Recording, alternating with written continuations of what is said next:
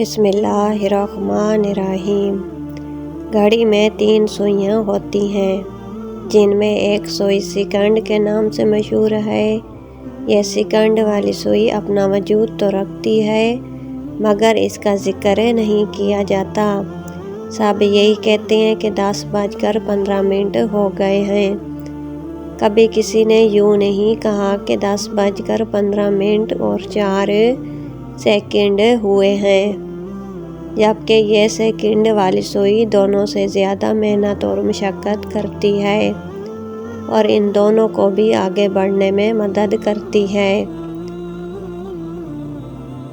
ہماری زندگی میں بہت سارے لوگ اسی سیکنڈ والی سوئی کی مانند ہوتے ہیں، جیسا کہ ہمارے والدین اور اساتذہ کرام، جن کا ذکر تو نہیں ہوتا لیکن ہمارے آگے بڑھنے میں ان کا کردار ضرور ہوتا ہے۔